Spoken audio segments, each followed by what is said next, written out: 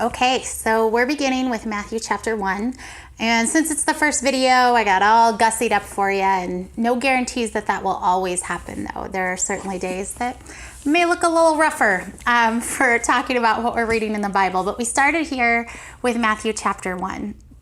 And what really struck me this time is just how quick I am to want to skip through all of the genealogies, right? Like, okay, names, it doesn't matter, skimming, on to the good part.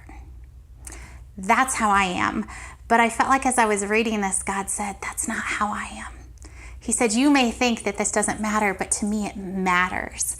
And I felt like God was showing me, not only does he know all of these names and all of these stories and all the people involved and how they intricately wove a narrative to get us to Jesus, and how even their sins didn't disqualify them, and how he made each of those people with their own little quirks, and that they made mistakes and they depended on God and they needed redemption.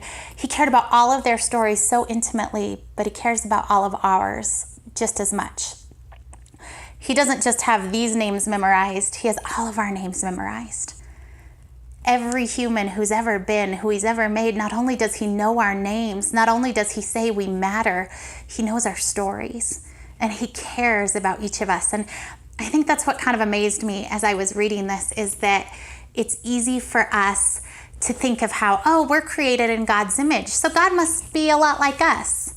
Instead of realizing that we're created in God's image, and that means that we're just the dimmest reflection of God.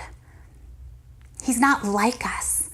I can't even fathom memorizing the names on this list here at the beginning of Matthew, let alone knowing all of their stories perfectly, intimately knowing them. And God knows all of us. He's nothing like us. We can't even comprehend him. And that's huge to remember, because when I start to think, God's a lot like me, then when I'm frustrated and disappointed, when I'm confused, when things don't go how I think they should, I find myself irritated with God, disappointed, heartsick over the things that God allows to happen, because I figure he's just like me, and how could he let this happen? But when I realize how different I am from God, how beyond me he is, then suddenly the things that confuse me and hurt me and disappoint me are a totally different context. Because if I can't even fathom knowing each of us by name, caring, saying we matter, and God does, then all the things that confuse me, all the things I don't understand, all the things that disappoint me are put in a different light. They're put in a light of God that is somehow totally beyond our comprehension, but also a God who, in verse 23 of Matthew 1, is called Emmanuel, God with us. So that's a mystery that I hold. I hold the mystery of God is so far beyond my comprehension. I'm nothing like him. He's so far beyond what I can even understand, and yet he is Emmanuel.